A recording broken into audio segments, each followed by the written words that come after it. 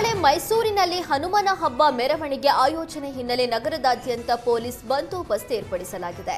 ಮೆರವಣಿಗೆ ಸಾಗುವ ಮಾರ್ಗದಲ್ಲಿ ಖಾಕಿ ಕಟ್ಟೆಚ್ಚರ ವಹಿಸಲಾಗಿದೆ. ಮೆರವಣಿಗೆ ಸಾಗುವ ಮಾರ್ಗದಲ್ಲಿ ಪೊಲೀಸರಿಂದ ಪಥಸಂಚಲನ ನಡೆಸಲಾಯಿತು.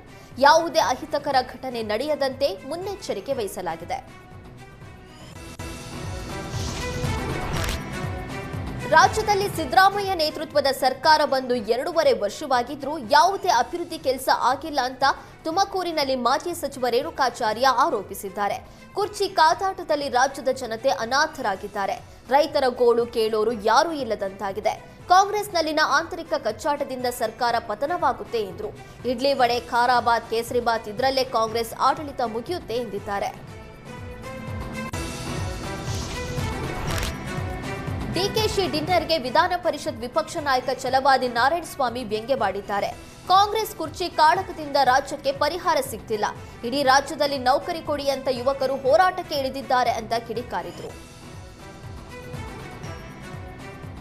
ಬ್ರೇಕ್ಫಾಸ್ಟ್ ಮಾಡಿದ್ದೆ, ಇಂದಲಿಂದ ಮಾಡೋದೇ ಯಾವುದೇ ತೊಂದರೆ ಇಲ್ಲ, ನನ್ನ ಶೇರ್ ಭದ್ರವಾಗಿದ್ದಾರೆ ಅಂತ ಹೇಳ್ತಾರೆ. ಆ ಕಡೆಯಿಂದ 2 ಗುಂಪುಗಳ ಹೋರಾಟ ಮಾತ್ರ ನಿಂತೇ ಇಲ್ಲ.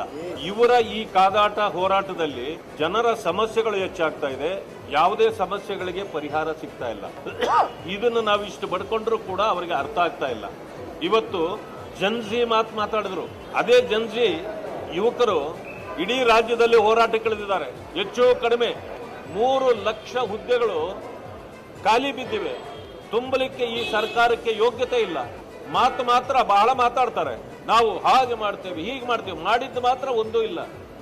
ಏನಾದರೂ ಕೇಳಿದ್ರೆ ಇನ್ನೂ 2.5 ವರ್ಷ ಇದೆಯಂತೆ. ಈ ರೀತಿ ಒಂದು ಕೆಟ್ಟ ಸರ್ಕಾರವನ್ನು ಜನ ನೋಡಿರ್ಲಿಕ್ಕೆ ಸಾಧ್ಯ ಇಲ್ಲ ಅಂತ ಪರಿಸ್ಥಿತಿ. ಸಿದ್ದರಾಮಯ್ಯನವರೇ ಪೂರ್ಣಾವಧಿ ಮುಖ್ಯಮಂತ್ರಿ ಆಗಿರ್ತಾರೆ ಎಂದು ಯತೀಂದ್ರ ಸಿದ್ದರಾಮಯ್ಯ ಪುನರುಚ್ಚರಿಸಿದ್ದಾರೆ. ನಾನು ಏನ್ ಹೇಳಬೇಕೋ ಹೇಳಿಯಾಗಿದೆ. ಬೇರೆಯವರು ಏನ್ ಹೇಳ್ತಾರೆ ಅದಕ್ಕೆ ನಾನು ಪ್ರತಿಕ್ರಿಯೆ ಕೊಡಲ್ಲ ಅಂದಿದ್ದಾರೆ. DCM D K Shivakumar dinner meeting ವಿಚಾರಕ್ಕೆ ಪ್ರತಿಕ್ರಿಯೆ ಕೊಟ್ಟ ಯತೀಂದ್ರ ಸಿದ್ದರಾಮಯ್ಯ ಅದಕ್ಕೆ ನಾನೇನ್ ಮಾಡ್ಲಿ ಎಂದಿದ್ದಾರೆ. ಬ್ರೇಕ್ಫಾಸ್ಟ್ ಮಾಡಿದ್ದೆ, ಇಂದಲಿಂದ ಮಾಡೋದೇ ಯಾವುದೇ ತೊಂದರೆ ಇಲ್ಲ, ನನ್ನ ಶೇರ್ ಭದ್ರವಾಗಿದ್ದಾರೆ ಅಂತ ಹೇಳ್ತಾರೆ. ಆ ಕಡೆಯಿಂದ 2 ಗುಂಪುಗಳ ಹೋರಾಟ ಮಾತ್ರ ನಿಂತೇ ಇಲ್ಲ. ಇವರ ಈ ಕಾದಾಟ ಹೋರಾಟದಲ್ಲಿ ಜನರ ಸಮಸ್ಯೆಗಳು ಹೆಚ್ಚಾಗ್ತಾ ಇದೆ. ಯಾವುದೇ ಸಮಸ್ಯೆಗಳಿಗೆ ಪರಿಹಾರ ಸಿಗ್ತಾ ಇಲ್ಲ. ಇದನ್ನು ನಾವು ಇಷ್ಟು ಬಡ್ಕೊಂಡ್ರು ಕೂಡ ಅವರಿಗೆ ಅರ್ಥ ಆಗ್ತಾ ಇಲ್ಲ. ಇವತ್ತು ಜನ್ಜಿ ಮಾತಾಡಿದ್ರು.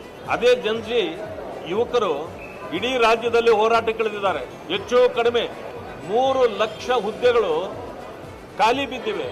ತುಂಬಲಿಕ್ಕೆ ಈ ಸರ್ಕಾರಕ್ಕೆ ಯೋಗ್ಯತೆ ಇಲ್ಲ. ಮಾತ್ರ ಬಹಳ ಮಾತಾಡ್ತಾರೆ. ನಾವು ಹಾಗೆ ಮಾಡ್ತೇವೆ, ಹೀಗೆ ಮಾಡ್ತೇವೆ, ಮಾಡಿದ್ದು ಮಾತ್ರ ಒಂದೂ ಇಲ್ಲ. ಏನಾದರೂ ಕೇಳಿದ್ರೆ ಇನ್ನೂ 2.5 ವರ್ಷ ಇದೆಯಂತೆ. ಈ ರೀತಿ ಒಂದು ಕೆಟ್ಟ ಸರ್ಕಾರವನ್ನು ಜನ ನೋಡಿರ್ಲಿಕ್ಕೆ ಸಾಧ್ಯ.